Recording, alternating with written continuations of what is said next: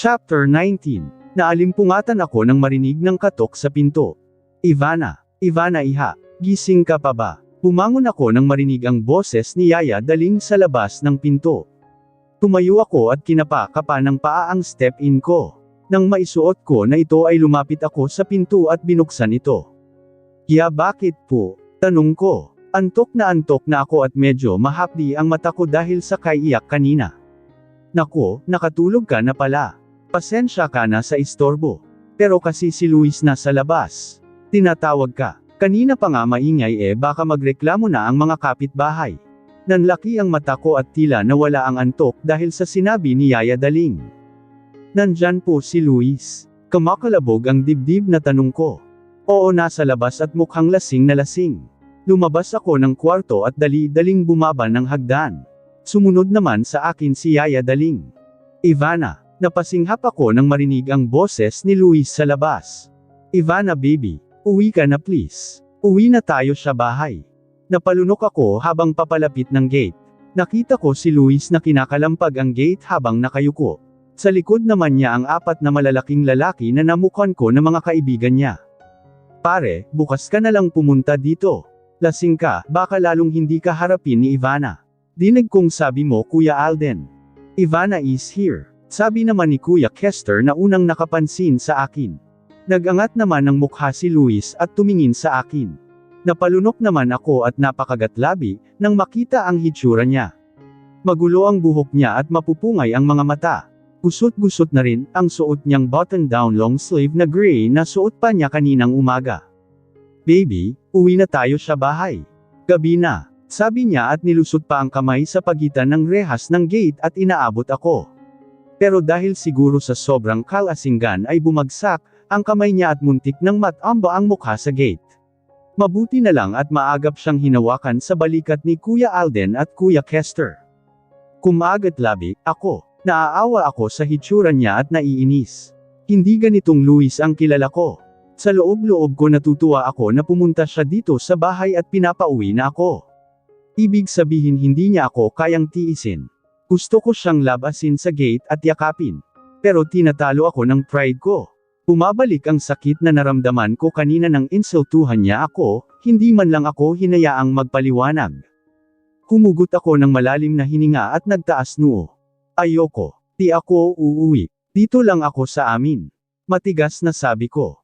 Nagangat siya ng mukha sa akin at nagsalubong ang kilay. "Anong hindi ka uuwi? Doon ka na nakatira sa bahay ko baby, kaya umuwi ka na." "Uwi na tayo," aniya sa magaspang at lasing na boses. Tinaasan ko siya ng kilay ay sinaman ng tingin. "Di ba pinalayas mo na ako? Bakit pinapauwi mo ko ngayon?" Natigilan siya. "Pinalayas kita?" Tila di makapaniwalang tanong niya. "Oo, pinalayas mo ko. Sabi mo, sige lumayas ako at wag nang babalik." Pumiyok pa ako ng 2 beses. Pinipigil kong tumulo ang luha. Parang may nakabara na naman sa lalamunan ko at hirap akong lumunok. Narinig ko naman ang pagsipol ni Kuya Lawrence kaya tiningnan ko siya. Ngumiti lang siya akin. Si Kuya Alden at Kuya Kester ay nginitian lang din ako. Si Kuya Matias naman na nakatayo sa isang sasakyan at naninigarilyo ay tinanguan lang ako. Napayuko naman ako sa hiya. Siguradong alam na nila ang nangyayari sa amin ni Luis, baka kung ano na ang iniisip nila sa akin. Pero hindi ko naman sila mababakasan ng panghuhusga sa mata. "I am sorry. Hindi ko sinasadyang sabihin yun. Please umuwi ka na. Uwi na tayo." Nagsusumano ng sabi niya at inaabot ako ng kamay. Napaatras naman ako. Hinawakan ako ni Yaya Daling sa balikat. "Luis Iho, ang mabuti pa umuwi ka muna." Umiling-iling si Luis. "No Yaya, hindi ako uuwi nang hindi ko kasama ang asawa ko." Kumagat-labi ako. Naluluhan na naman ang mata ko. "Naiintindihan ko Iho, pero lasing ka. Umuwi ka muna sa bahay niyo at magpahinga. Tapos bukas ay pwede kang bumalik para makapag-usap kayo ng maayos ni Ivana." Mahinahong sabi ni Yaya Daling. Napalingon ako sa kanya. "Yeah." Hinimas-himas ni Yaya Daling ang balikat ko. "Mas maigi kung makakapag-usap kayo bukas ng asawa mo ng masinsinan para magkaliwanagan. Tama si Manang pare, umuwi ka muna at matulog. Bukas mo na lang sunduin dito si Ivana." Sabi ni Kuya Alden at hinawakan na sa balikat si Luis. Tinulungan naman siya ni Kuya Kester at inilayo na nilang dalawa si Luis sa gate. Teka, yung asawa ko. Walang kukuha sa asawa mo dito. Balikan mo na lang siya bukas. Ani Kuya Lawrence. Tumingin naman sa akin si Luis. Baby, babalik ako bukas, okay? Susunduan kita. Yaya Shaling pakiingatan ang asawa ko. Pilin pa niya kay Yaya Daling bago nagpaakay na sa mga kaibigan patungo sa sasakyan. Susuray-suray pa siya. Tinanguan naman ako ng mga kaibigan niya. Ipinasok siya ng mga ito sa likod ng isang sasakyan. 3 ang sasakyan na dala nila. Ang sasakyan ni Luis ay si Kuya Lawrence ang nagmaneho. Mukhang nagmaneho siya mag-isa papunta dito sa bahay. Mabuti na lang at hindi siya nabangga at mabuti na lang din sumunod ang mga kaibigan niya. Napasimangot ako nang umalis na ang mga sasakyan nila. Nakikita ko mahal ka rin ng asawa mo. Napalingon ako kay Yaya Daling. Pumilis ang tibok ng puso ko dahil sa sinabi niya. Ngumiti siya at hinawakan ang pisngi ko.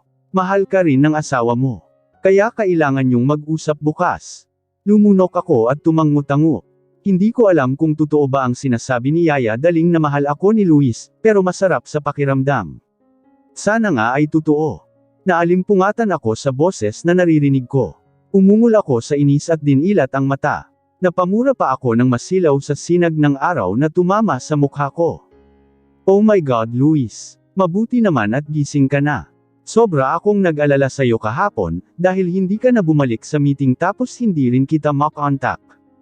Napakurap-kurap ako ng mata at hinanap ng paningin ang nakakairitang boses ng babae. Hindi yun boses ng asawa ko. Kumunot ang noo ko nang makita si Ara na nakatayo sa gilid ng kama at nakatunghay sa akin. Ara, anong ginagawa mo dito sa kwarto namin ng asawa ko? Nasaan si Ivana? Baby, tawag ko sa asawa ko at bumangon. Napangiwi ako ng samigid ang kirot sa sentido ko. Gusto mo ba ng pain reliever? Magpapakuha ako sa katulong. Ani Ara at tumalikod para tunguhin ang pinto. Sandali nga, tumigil siya at bumalik papalapit sa akin. Bakit? May kailangan ka pa? Gusto mo ng kape? Magpapatimpla ako. Nagsalubong ang kilay ko. Ano bang ginagawa mo dito? Di ba ipinagbawalan na kitang pumunta rito? Sabi ko sa kanya. Ngumiti naman siya ng matamis at akmang hahawakan ako sa braso, pero mabilis kong iniwas ang braso. Ano ka ba? Wala na dito ang asawa mo kaya pwede na akong pumunta. Pinagbawalan mo lang naman akong pumunta dito dahil sa kanya. Tila naman lalong samigid ang kirot sa sentido ko. Pinagsasabi mo, anong wala na dito ang asawa ako? Wala na siya dito dahil pinalayas mo na siya, di ba? Dapat lang naman yun dahil nabisto mo na ang pangloloko niya. My God! Ang kapal ng babaeng yun ha. Pera lang pala ang habol sa'yo. Dahil sa sinabi niya ay saka ko lang naalala ang mga nangyari kahapon. Narinig ko ang sinabi ni Mommy Beverly na plinano niyang pikutin ako para sa anak.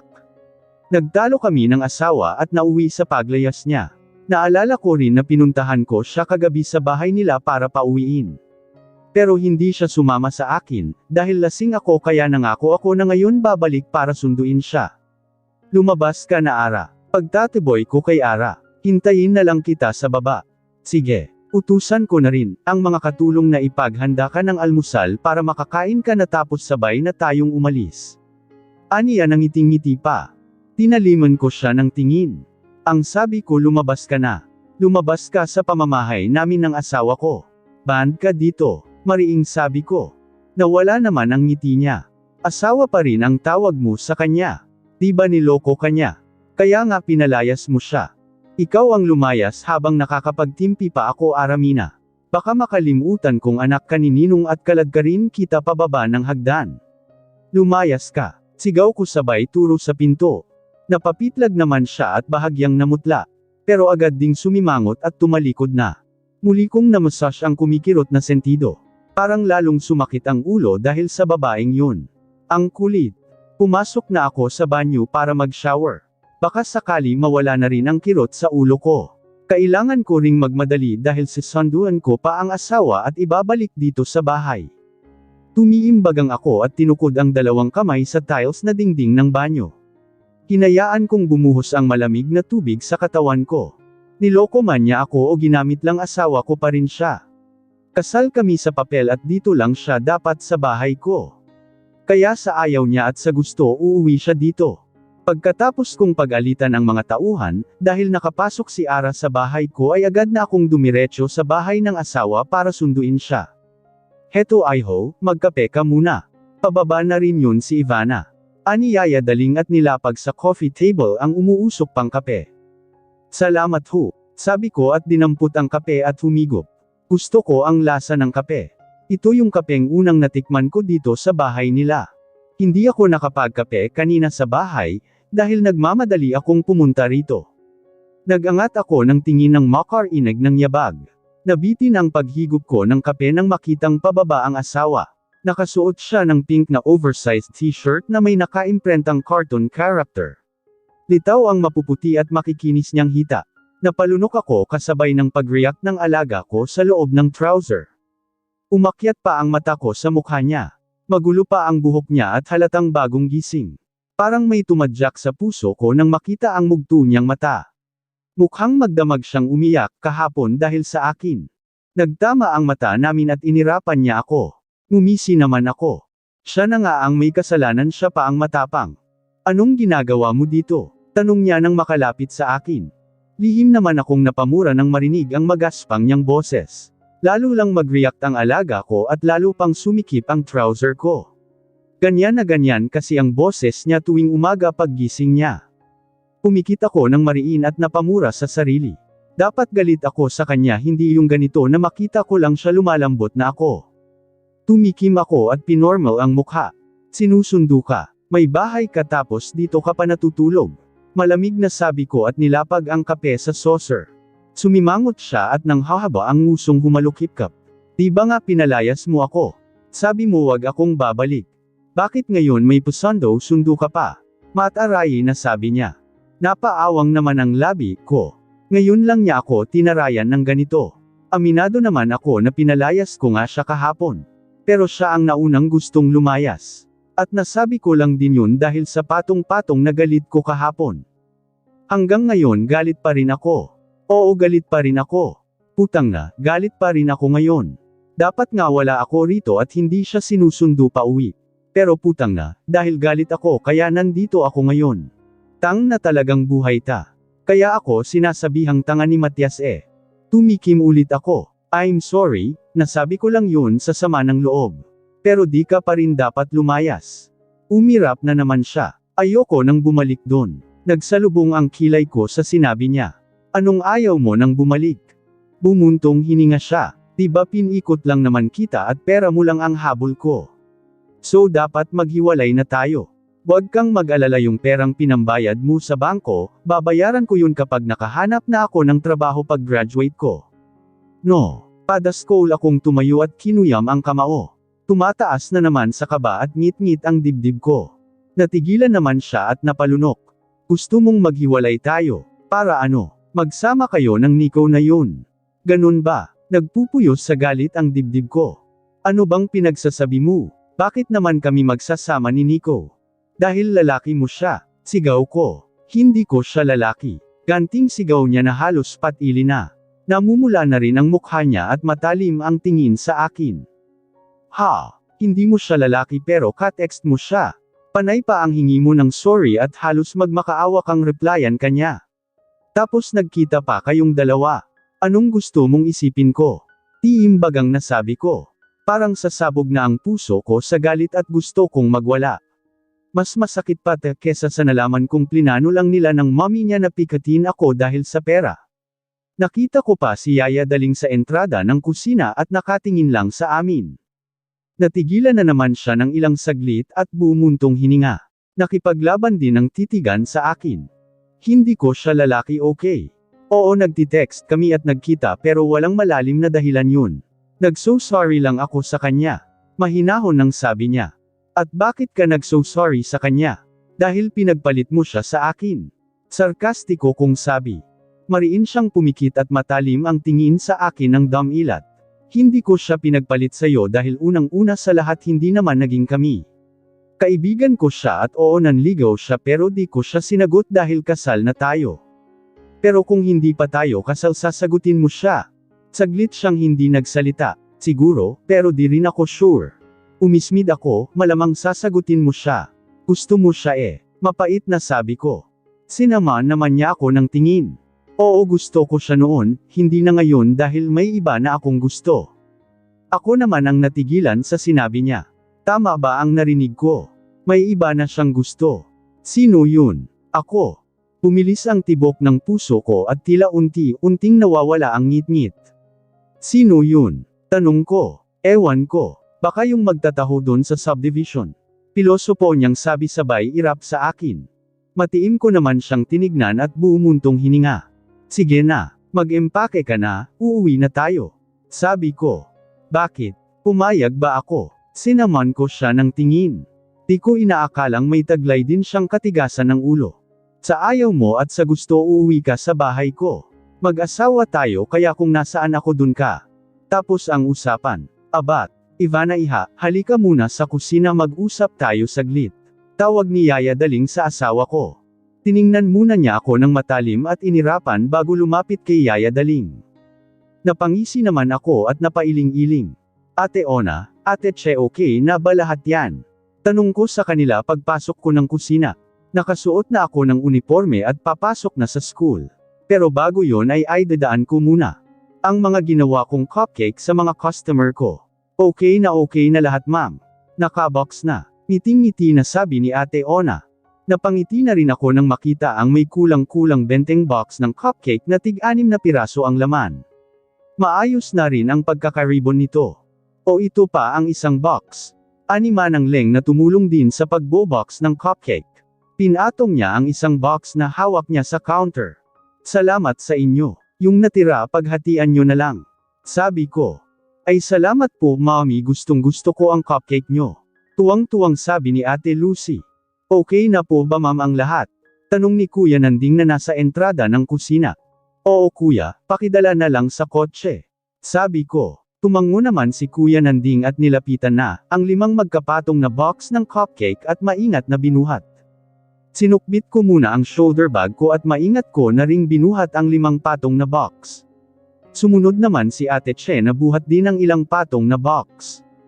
Paglapit naman sa kotse ay maagap na binuksan naman ni Kuya Will ang pinto sa likuran. Maingat din na nilagay ni Kuya Nanding sa upuan ang mga box sa loob. Nilagay ko na rin ang hawak ko at pumasok na sa loob. Nang may lagay na sa backseat ang lahat ng box ay umalis na kami ni Kuya Nanding. Maingat na nagmamaneho si Kuya Nanding para hindi maalog ang mga cupcake, di-deliver na namin ito isa-isa sa mga customer ko. Maaga pa naman kaya hindi ako malilate sa school. Bumuntong hininga ko at tumingin sa labas ng bintana. 2 linggo na akong nakabalik sa mansion. Di talaga pumayag si Luis na hindi ako umuwi. Kaya pinikot ko daw siya o mag-asawa pa rin daw kami. Pero sa pagbabalik ko sa mansion marami na ang nagbago sa amin. Di na kami gaya ng dati. Ang hindi lang nagbago ay sa iisang kwarto pa rin kami natutulog. Ayaw naman niya akong payagan na sa ibang kwarto matulog. Di daw ako bisita. Kung dati madalas kaming maglamangan ngayon madalas na kaming magbangayan. Ultimo maliit na bagay pinagtatalunan namin. Hindi ko na rin tinatanggap ang perang binibigay niya. Pati ang card niya ay binalik ko na sa kanya. Never ko namang ginamit yun. Pero hindi niya yun tinatanggap kaya nilagay ko na lang sa drawer niya.